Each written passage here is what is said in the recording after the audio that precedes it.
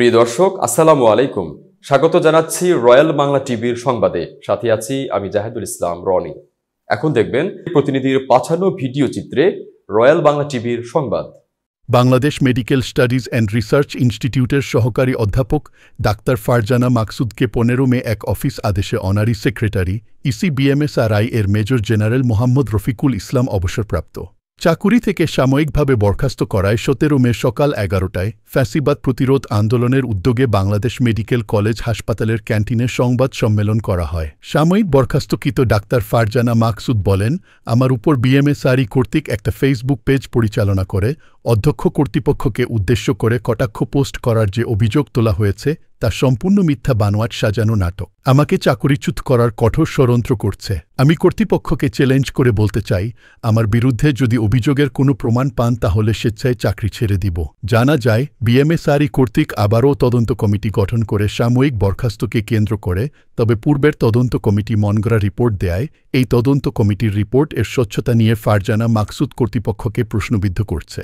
এ বিষয়ে বরখাস্ত আদেশ 24 ঘণ্টার মধ্যে প্রত্যাহার করা না হলে তিনি প্রধান উপদেষ্টা, স্বাস্থ্য উপদেষ্টা, ঢাকা বিশ্ববিদ্যালয়ের ভিসি বরাবর স্মারকলিপি দেবেন বলে জানান। আমি এখানে গত 17 বছর যথেষ্ট সুনাম এবং রেগুলারিটি মেনটেন করে এখানে আছি। আমার ছাত্র শিক্ষক সবার মাঝখানে আমার যথেষ্ট সুনাম রয়েছে। শুধু ভালো ব্যবহার না, আমি চ্যালেঞ্জ করে বলতে পারি রেগুলারিটির দিক দিয়ে আমি সব সময় সব নিয়ম কানুন আমি প্রতি সম্মান রেখে আমি আমার সব দায়িত্ব কর্তব্য পালন করেছি, সেটা আমার শিক্ষকতা হোক বা একটা কর্মক্ষেত্রের নিয়ম নীতি হোক। কিন্তু আমাকে এই 5ই আগস্টের এই 19 জুলাই থেকে এই 5ই আগস্ট পর্যন্ত এই যে আন্দোলন হলো, এই আন্দোলনের মধ্যে এই যে আন্দোলনটা হলো, আমি সক্রিয়ভাবে এই আন্দোলনের মধ্যে নিয়োজিত ছিলাম। আমি জানি না এটাই কি আমার অপরাধ কিনা, আমি কি তাদের কাছে হুমকি স্বরূপ কিনা আমি জানি না। কারণ এখানে 5ই আগস্টের পরে যখন এখানে নতুন আমাদের চেয়ারম্যান নিযুক্ত হলো, তারপর থেকে আজ পর্যন্ত আমি চ্যালেঞ্জ করে বলতেছি, আমি একটা দিনের জন্য বাংলাদেশ মেডিকেল আমি শান্তিতে থাকতে পারি নাই, একটা দিনের জন্য আমি শান্তিতে ঘুমাতে পারি না। প্রতিদিন আমাকে বিভিন্নভাবে হুমকি দেওয়া হচ্ছে, প্রতিদিন আমাকে চাকরিচ্যুত করার হুমকি দেওয়া হচ্ছে, সেটা আমার হেড দিয়ে হোক বা যে কোনোভাবে হোক, আমাকে সবভাবে আমাকে হুমকি দেওয়া হচ্ছে। আমি যেন বেশি কথা না বলি, আমি যেন বেশি না লাফাই, আমি যেন মিটিং না করি, এবং সবগুলি মিথ্যা বানোয়াট। আমাকে নিয়ে মিথ্যা বানোয়াট সব ধরনের কারণ দর্শিয়ে আমাকে শোকজ করা হচ্ছে। সেই শোকজ পাবলিক প্ল্যাটফর্মে খুব বাজেভাবে সম্বোধন করে আমাকে হেয় প্রতিপন্ন করা হচ্ছে। আমাকে বিনা কারণে, অসুস্থ হলে মানুষ তো ছুটি নিবেই, আমি ছুটি নিয়েছি অসুস্থজনিত কারণে। আমি তো আগে জানবো না যে আমার এপিগ্যাস্ট্রিক পেইন হবে। হ্যাঁ, আমার এপিগ্যাস্ট্রিক পেইন হবে। আমার অসুস্থতাজনিত কারণে আমি অনুপস্থিত ছিলাম, সেটা আমার কোনো ফল তারা খুঁজে পায়নি। কিন্তু কি হলো, আমি অসুস্থতাজনিত কারণে আমি অ্যাবসেন্ট। আমি কেন পূর্বে অনুমতি নেইনি? আজরাইল আসলে কি আমাকে আগের দিন বলে যাবে যে আপনাকে কালকে আমি জান কবজ করব? আমি জানবো কিভাবে আমি অসুস্থ হব?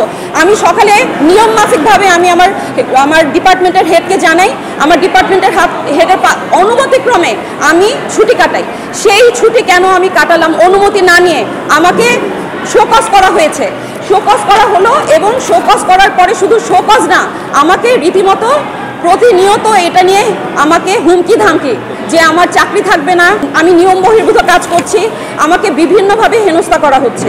তারপর আমাকে শোকজ করা হলো। আমি শোকজের একদম যথাযথ নিয়ম মাফিক আমি যা যা করেছি, আমি নিয়ম নীতি মোতাবেক আমি ছুটি নিয়েছি। 2 দিন পরে আমি ছুটির কাগজ জমা দিয়েছি। আমি একটা অসুস্থ মানুষ, আমি সাথে সাথে কীভাবে জমা দিব? আমি 2 দিন পরে কেন ছুটি দিলাম? সেটা নিয়ে আমাকে তদন্ত কমিটিতে আমাকে হ্যারেস করা হলো, আমাকে নিয়ে তদন্ত কমিটি করা হলো। তদন্ত কমিটিকে আমি ডিজার্ভ করি? একটা মানুষ অসুস্থ হবে, আমরা তো মানুষ, আমরা অসুস্থ হব, এটাই তো নিয়ম। এই জন্য আমাদের সিএল বরাদ্দ, এই জন্য আমাদের ইএল বরাদ্দ।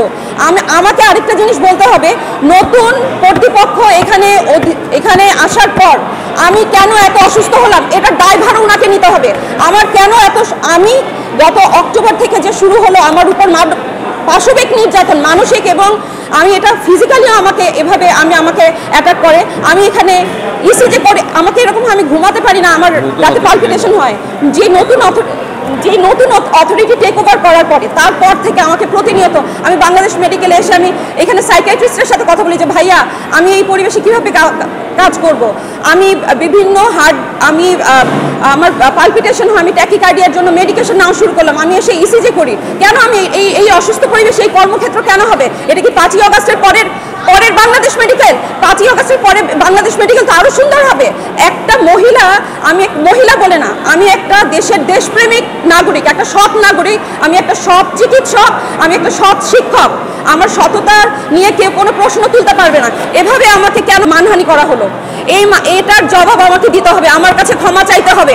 এই যে আমাকে যতগুলি শোকজ করেছে, আমাকে যতগুলি তদন্ত কমিটি করেছে, আমাকে এগুলির প্রত্যেকটার জন্য আমার কাছে ক্ষমা চাইতে হবে। আমাকে ডিপার্টমেন্টে শাসানো হয়, আমি যদি আমি কেন তাদের পক্ষে কথা বলি, তাদের বিপক্ষে কথা বলি? আপনি যদি অন্যায় করেন অবশ্যই আমি আপনার বিপক্ষে কথা বলবো।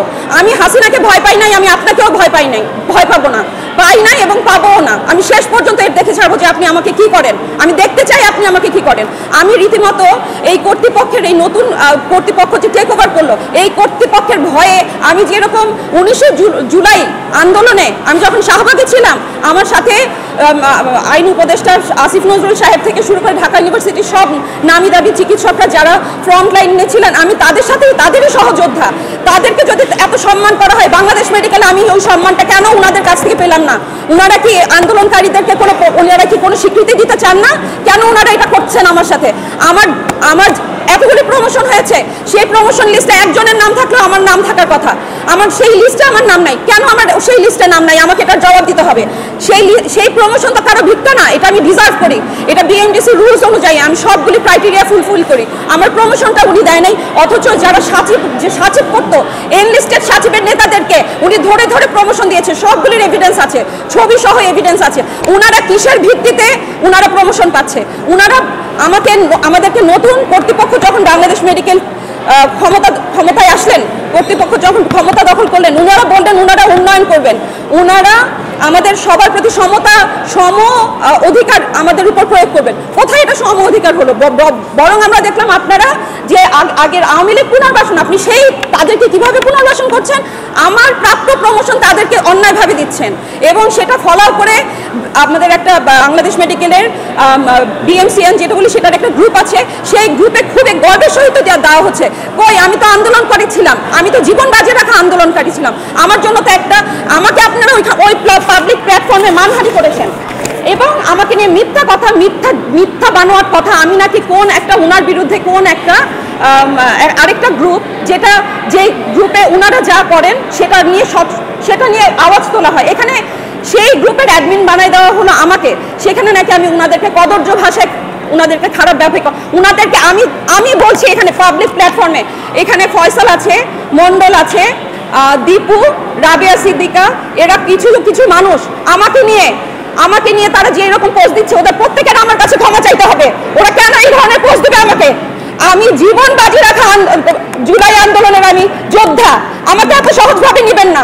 আপনারা মনে করছেন আপনাদের এই দুইটা নোংরা কথায় আমি ভয় পাবো? আমি দুইটা নোংরা কথায় ভয় পাই নাই, ভয় পাবো না। আমি এই বাংলাদেশ মেডিকেলে এই সব নোংরামির উৎখাত চাই, এইসব নোংরামি হতে পারবে না। আজকে আমাকে আপনারা এইভাবে অন্যায়ভাবে আমার উপরে জুলুম করবেন, কালকে আমার কলিগের উপরে করবেন, তারপরের দিন আপনারা আমার সিনিয়রের উপরে করবেন, তারপর আমার ছাত্রছাত্রীদের উপরে করবেন। আমি এটা হতে দিব না। এই প্রতিষ্ঠান একটা ট্রাস্টের আন্ডারে যেটা বিএমএসআই ট্রাস্ট, এই ট্রাস্টের আন্ডারে 3টা প্রতিষ্ঠান পরিচালিত হয়: বাংলাদেশ মেডিকেল কলেজ, উত্তর আধুনিক medical college and Bangladesh dental college. কিন্তু ট্রাস্টের একটা বডি থাকে বা অফিস বেয়ারার কমিটি থাকে। এই অফিস বেয়ারার কমিটি রাজ্জাক সাহেব, যিনি আমাদের স্বৈরাচারী হাসিনার কৃষিমন্ত্রী ছিলেন, উনি বেআইনিভাবে এবং ট্রাস্টের সংবিধান অনুসারে না করে ওনার নিজস্ব মতে একটা কমিটি গঠন করেন।